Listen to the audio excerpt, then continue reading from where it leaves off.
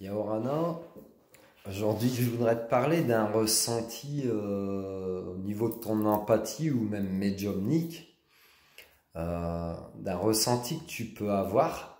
Tu pourrais penser que tu es toi-même malade. Et en fait, je vais t'expliquer le ressenti physiquement. Ce qui te fait, c'est que tu vas avoir la tête qui tremble, avec des micro-tremblements. Voilà, je ne peux pas te le reproduire parce que il n'y a que quand ça arrive que c'est... Mais pourtant, c'est perceptible. Toi, tu le ressens et c'est perceptible à l'œil nu au niveau de personnes qui seront avec toi. Donc, ils vont penser, par exemple, ils vont te dire, qu'est-ce qu'il y a, tu vas pas bien, t'as la tête qui tremble, qu'est-ce qui se passe? Alors, avec ce ressenti, tu auras aussi une raideur du cou qui peut se diffuser jusque dans les trapèzes. Ce ressenti-là, il te retranscrit un stress plus ou moins intense d'une personne ou de toi-même. D'une personne voilà, qui se pose peut-être beaucoup de questions, ou qui a accumulé beaucoup de charges émotionnelles, qu'elles lui soient propres ou qu'elles appartiennent à quelqu'un d'autre. Et maintenant, en fait, j'ai extrapolé ce ressenti parce que c'est quelque chose que je ressens souvent ces derniers temps. Après, peut-être que ça vient de l'endroit où je suis actuellement, mais j'ai fait un lien aussi, en fait. Fais toujours des liens parce que là, en fait, actuellement, je suis revenu à mes racines, aux sources. Donc, je suis revenu dans la ville de mon enfance, si tu veux. Et donc dans cette ville, j'avais mon médecin traitant, enfin ma famille avait son médecin traitant à l'époque. Et ce monsieur, malheureusement pour lui, a attrapé la maladie de Parkinson, qui se retranscrit beaucoup par des tremblements comme ça, par des troubles de la mémoire, et puis sûrement d'autres choses, hein, parce que j'ai pas fait de recherche avant de te faire la vidéo. Et en fait, ce ressenti m'a toujours fait penser à ça. Les premières fois que j'ai vécu ce ressenti, si tu veux, je ne me souvenais pas encore que j'étais médium. Donc mon entourage me disait, Yann, qu'est-ce que tu as? Tu trembles, t'es pas bien et tout. Et en fait, non, c'était un ressenti sur l'extérieur. Moi, j'étais bien personnellement dans les moments où on a pu me poser ces questions-là. Et en fait, pourquoi je pense à la maladie de Parkinson et à mon médecin de famille, fait les liens, c'est parce que mon médecin traitant, mon ancien médecin traitant, médecin de famille, a eu cette maladie et en est malheureusement maintenant décédé. Enfin, voilà, il a vécu aussi sa vie, donc il est âgé aussi, donc il est parti. Mais en fait, je voudrais que tu fasses le lien entre... tu sais, c'est un toubib si tu veux. Et il y a beaucoup de gens qui vont aller consulter un toubib juste pour pouvoir vider leur sac en gros, quoi. Un petit peu comme si tu allais chez un psychothérapeute, chez une voyante, chez Pierre, chez Paul, chez Jacques, pour vider ton sac, peu importe la manière dont tu t'y prends. Mais du coup, ces personnes, des médecins notamment, qui accumulent beaucoup d'émotionnels, de stress qui leur appartiennent pas, etc.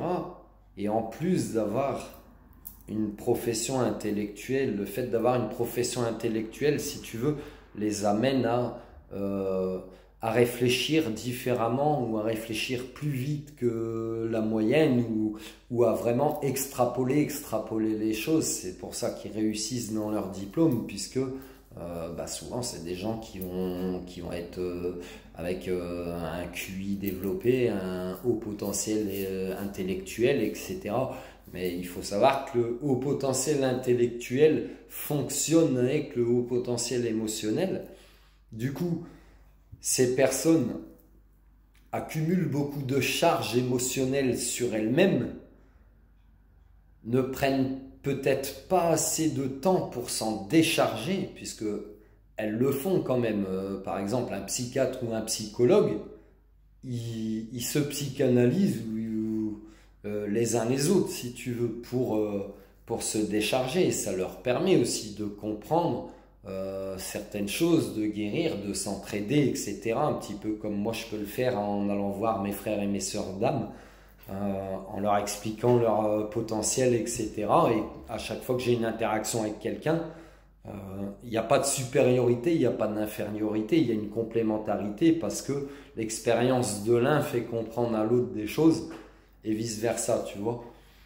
Mais du coup, il y a des personnes peut-être, donc là je parle de mon ancien médecin de famille, peut-être qu'il y a des personnes qui accumulent une telle charge de stress, mais qui ne pensent pas assez à eux, qui vont développer ce genre de maladie. Alors là, je prends Parkinson comme, euh, comme exemple parce que c'est ce qu'a vécu mon médecin de famille et c'est moi-même le ressenti quand il me vient. Je pense tout de suite à ce genre de maladie. Il faut savoir aussi que le stress est un élément déclencheur d'énormément de maladies, énormément, qu'elles soient voilà, cardiaque, pulmonaire, etc. C'est souvent dû au stress qu'on s'impose à soi-même, au stress de l'entourage, au stress de nos conditions de vie, au stress de ce qu'on peut manger, parce que bien que peu importe ce que tu penses ou ce que tu crois, par exemple quand tu manges de la viande, bah, si, tout dépend de la condition dont elle est élevée, donc l'émotion de l'animal va être retransmise sur toi l'humain, et du coup tout ça tu vas l'ingérer, tu vas l'intégrer, c'est comme si ça rentrait en toi. Voilà, il y a beaucoup de choses ou de maladies à notre époque qui ont des causes émotionnelles et la conséquence est la maladie, le mal-dit. Donc ce ressenti qui est pour moi du stress, donc plus ça tremble, plus j'ai mal, plus c'est intense, et ben plus la personne elle a accumulé de stress, ça te donnera une indication, toi l'empathique, le médium, etc. Ça te donnera une indication si tu fonctionnes comme moi, bien sûr, parce qu'on ne fonctionne pas tous pareil. Moi, je suis un médium sensitif, donc c'est mon corps qui me retransmet l'émotionnel environnant, ou même le mental environnant, puisque tu perçois les émotions, tu perçois aussi les pensées. Ça, c'est un autre débat. Et voilà, donc fais les liens. Dans tes recherches, fais les liens. Dans tes ressentis, fais les liens. Cherche toujours les causes. Et moi, ça m'a intrigué en fait parce que je ressens beaucoup ce ressenti-là de stress ces derniers temps. Et voilà, et j'ai repensé à ça. Donc ça m'a fait soulever cette question puisque je sais que le stress est un élément déclencheur de maladie. Ça m'a fait soulever cette question, c'est que est-ce que certaines personnes qui prennent énormément de charges émotionnelles sur elles-mêmes, eh ben elles finissent par est-ce qu'elles finissent pas par s'en rendre malades? Donc maintenant la réponse c'est sûrement oui. Et la solution c'est de se décharger beaucoup de ce qui ne nous appartient pas, c'est-à-dire eh bien d'essayer de faire abstraction. Ok, j'ai vécu ça, j'ai entendu ça, j'ai vu telle ou telle personne, j'ai observé en fait, c'est comme ça, c'est comme si des fois tu étais spectateur impuissant, mais que la douleur de l'autre tu l'as pris pour toi. Et ça, c'est même plus de l'empathie très développée, c'est la compassion, ça rejoint l'empathie, mais ça veut dire je souffre avec et tu portes la douleur de la personne sur toi, donc ça va se somatiser dans ton corps. Et du coup, il y a peut-être un lien à faire sur certaines maladies neurologiques ou dégénérescentes, c'est-à-dire que bah, des personnes, si elles ont trop absorbé en tant qu'éponge, peu importe leur fonction, qu'elles soient médecins, qu'elles soient hommes de religion, parce que la confession, je pense à la confession par exemple, qu'elles soient psychologues, psychiatres, infirmiers, médecins, etc. Toutes des personnes qui sont confrontées à des policiers, soldats, qui soient confrontés à des situations de vie vraiment difficiles ou de choses psychologiquement difficiles à comprendre, à intégrer, à vivre. Et, et du coup, toutes ces personnes-là, en ayant vécu, vu, observé ou ressenti tout ça, elles peuvent s'en rendre malades elles-mêmes. Ça, je pense que c'est un fait. Et voilà, il y a sûrement quelque chose à creuser là-dessus. Et ben, le truc à creuser, c'est de, de ne pas porter ce qui appartient pas, de s'en libérer d'une façon ou d'une autre. Chacun a sa convenance, chacun a sa façon, chacun a son mode de fonctionnement. Et voilà, et de s'en délester comme si tu coupais les chaînes du passé, si tu veux, ou que ce qu'on t'a dit, ok, mais après tu l'as oublié. C'est comme quand tu passes chez quelqu'un, euh, tu peux pas dire, bah ouais, c'était comme si, c'était comme ça, c'était comme ça.